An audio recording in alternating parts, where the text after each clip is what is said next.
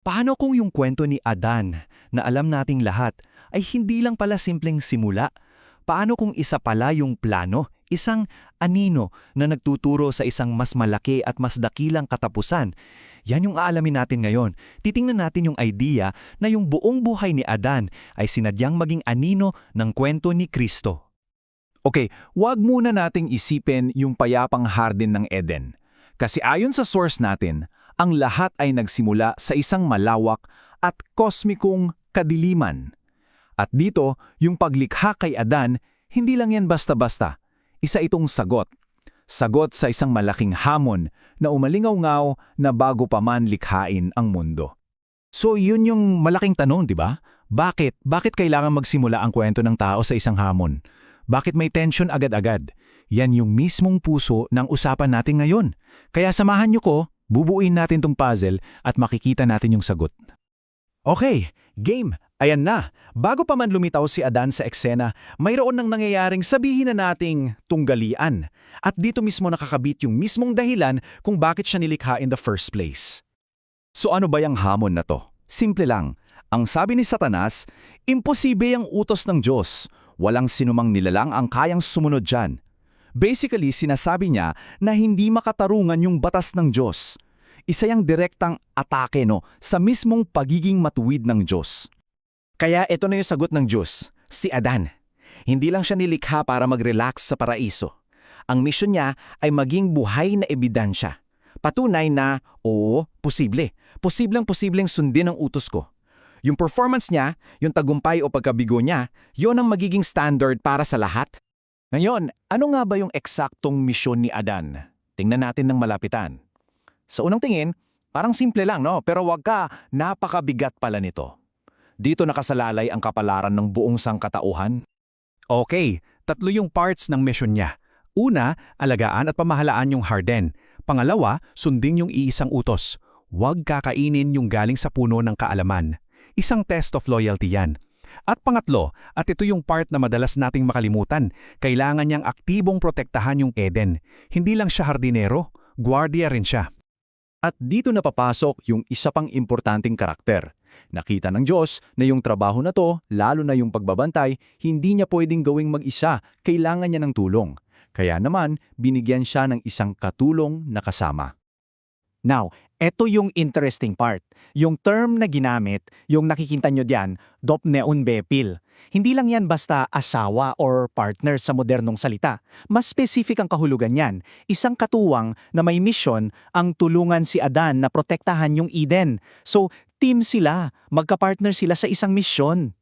So, kung malinaw yung mission at may katulong pa si Adan, anong nangyari? San sila nagkamali?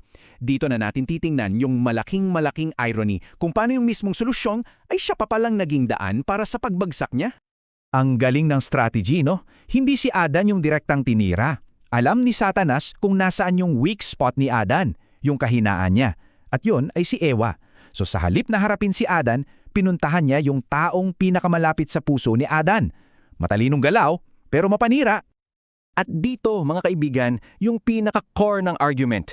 Ayon sa source natin, bago pa man niya kagatin yung prutas, talo na si Adan. Bakit? Kasi sa puso niya, nagkasala na siya. Nalipat na yung loyalty niya. Mas pinili niya yung asawa niya kesa sa Diyos. Handa na siyang sumuway basta para sa kanya. At doon talaga nagsimula ang lahat. Grabe yung statement na to mula sa source natin, no? Parang sinasabi na yung totoong forbidden fruit para kay Adan ay si Eva mismo. Hindi yung prutas sa puno. Yung tukso niya ay yung pagmamahal niya sa asawa niya na naging mas matimbang kesa sa pagmamahal niya sa Diyos. Wow! Okay, so tapos na tayo sa pagbagsak. Ngayon, punta naman tayo sa katuparan. Kasi ang kwento ni Adan hindi nagtatapos sa failure. Ayon dito sa pinag-aaralan natin, isa lang yang anino.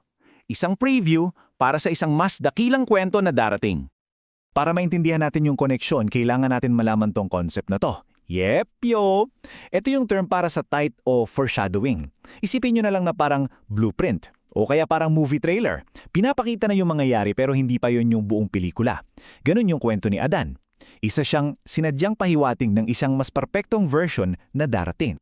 At dito na nagko-connect lahat. Yung buong kwento ng unang Adan, yun yung Yepyo. Yun yung Anino. At sino yung katuparan? Ang huling Adan, si Kristo.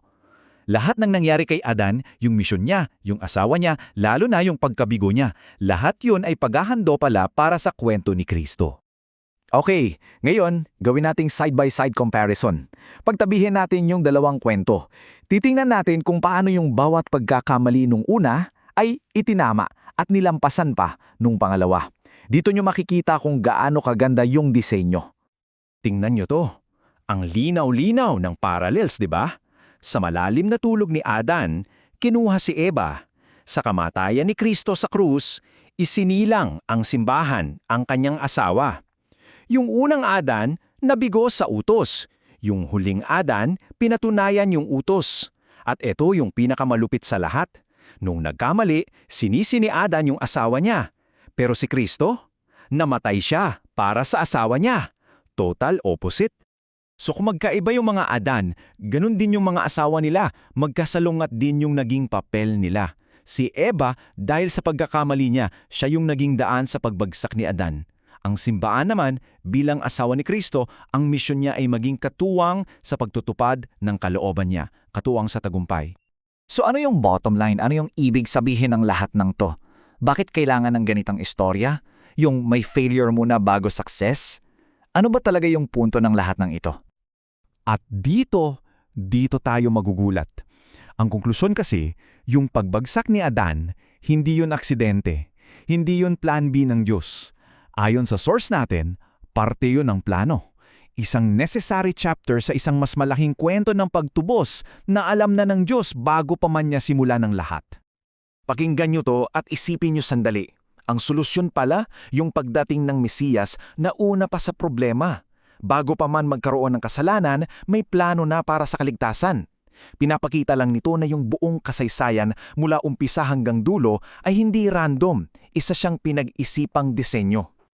Kaya iiwan ko sa inyo tong tanong na to.